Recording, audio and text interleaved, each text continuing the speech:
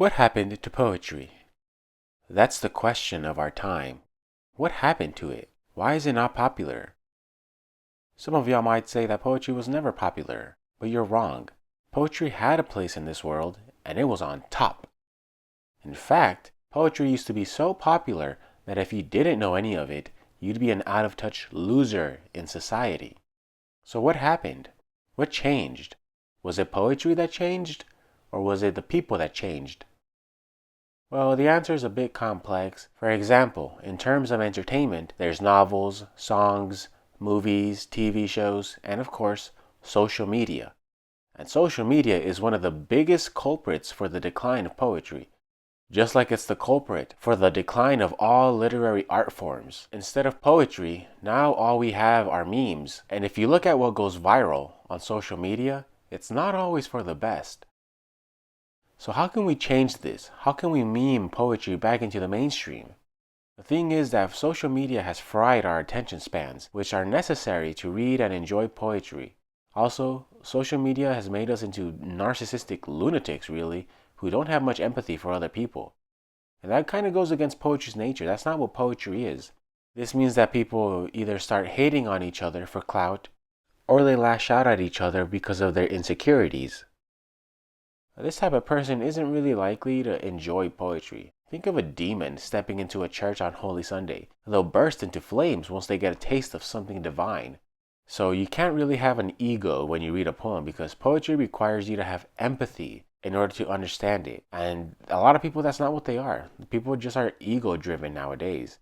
And poetry itself isn't really for that. It's not individualistic like social media really is. It's a community-based genre. Think of campers gathering around a fire and telling each other stories. That's kind of what poetry is. It's a person talking and other people listening. It's a very special moment where you get to share words with your people and create an experience in the real world. That's what being human is all about. And we don't have much of that nowadays. There's nothing human about spending hours in front of a screen getting angry at what an algorithm shows you. This is why people are miserable nowadays, because this is what life is now. All there is to our lives is social media. And I'm not being a boomer about this type of stuff, you know. I understand that social media is not going away anytime soon, and it's been able to do some good things for us.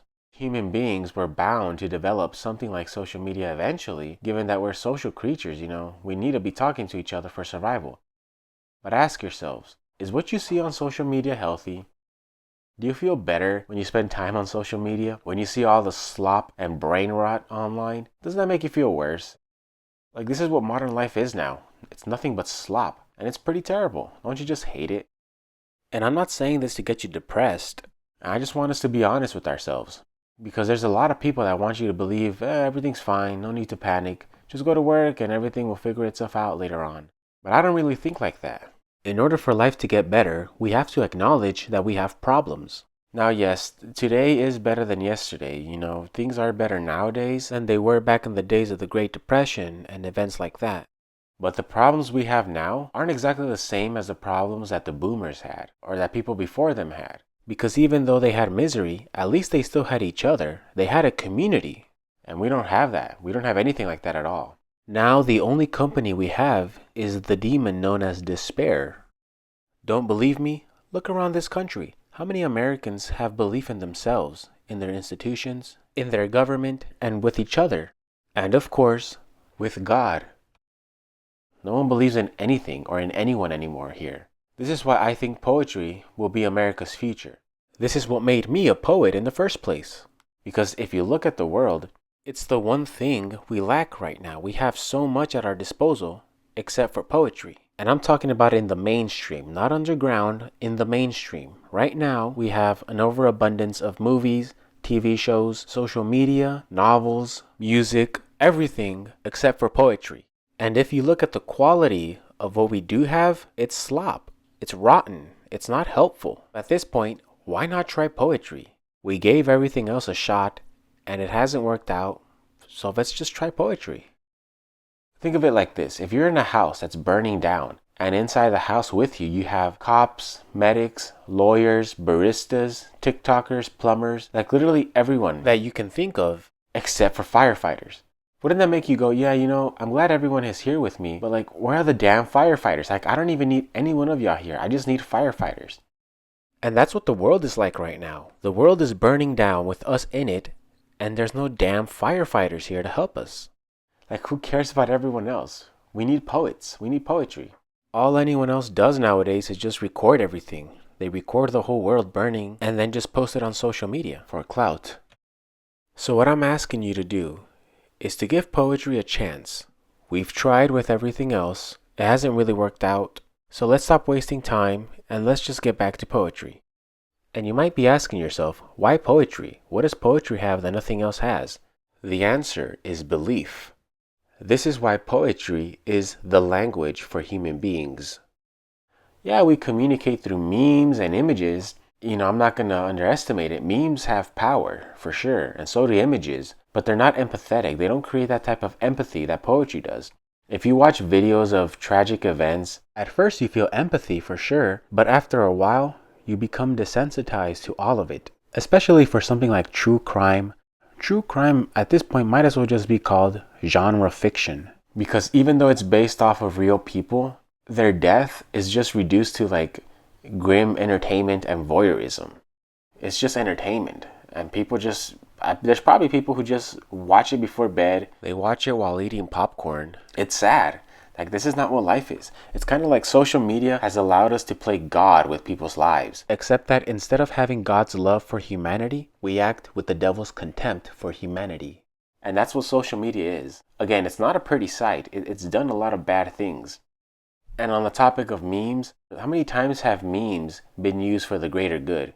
Not often. They're either made for like a quick laugh, to troll, brain rot, or just straight up ruin people's lives. The disconnect that happens on social media doesn't really allow memes to unify us within our own people. Especially because when people create memes, they do it because that's all they have.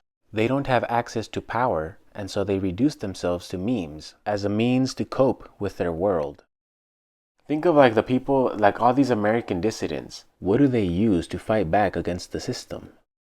Memes. Like, that's their power. It's just memes. They have meme magic. That hasn't really changed things for the better here in the country. So again, bottom line, we need poetry. We absolutely need it. There's no time anymore to experiment with anything else.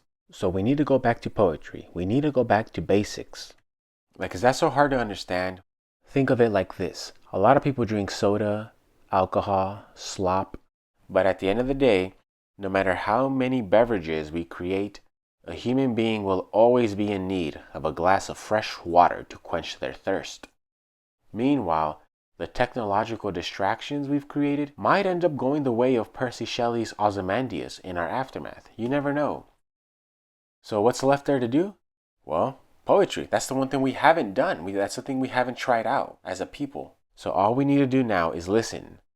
Listen or read poetry. Don't just consume the world, become the world. All you have to do is listen, and poetry will do the rest. If you agree with what I'm saying, or if you want to know more about poetry, or even read some of my poetry, consider liking and subscribing to my channel and to my Substack. As a final word, I'll share with you the words of wisdom imparted to me by my mentor in life, the man from Michoacan. Take it away, amigo.